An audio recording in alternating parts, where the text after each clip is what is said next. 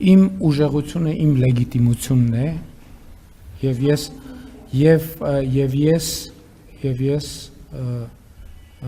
ուժը ստանում եմ այդտեղից եւ դա քաղաքական եւ պետական ուժ է ինչ վերաբերում է ձեր առաջին հարցին գիտեք ինչ ես էլի քիչ առաջ ձեր հարցին պատասխանեցի ձեր հարցին չէ բայց ձեր բովանդակությանը ասենք շատ լավ ուր են գնում այդ ճանապարհով Էթնիկ զտում, ցեղասպանություն, եւ այլն եւ այդպես շարունակ։ Եվ մենք ձեզ լսում ենք։ Հարգելի ամալա չընդհատեք։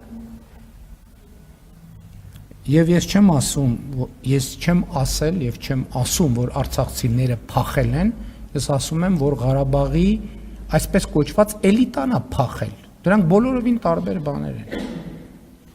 Ես Ղարաբաղի ժողովրդին որևէ բանում ոչ մեղադրել եմ, ոչ մեղադրում եմ, ոչ էլ կամ մեղադրեմ։ Ընդհանրապես ոչ Հայաստանի, ոչ էլ Ղարաբաղի ժողովրդին։ Ընդհանրապես որևէ քաղաքական ընդհանրապես ժողովրդին որևէ բանում մեղադրելը, այդ կներեք անհեթեթություն է։ Ժողովրդին չի կարելի որևէ բանում մեղադրել։ Առավել եւս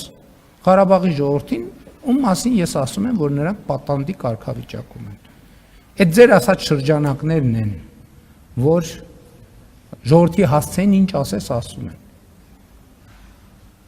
Կներեք, բայց ես դա չեմ հասկանում, ասենք դա քաղաքական ինչ-որ առումով տգիտություն է։ Եթե այդ մարդիկ ժողովրդի հասցեին ինչ ասես ասում են,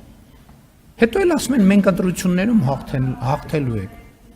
Պատկերացնում եք դրան ժողովրդի մասին, ընտրողների մասին ինչ ասես ասում են վերջին բառերով։ Հետո ասում են մենք էսա գալու ենք ընտրությունները հաղթելու ենք։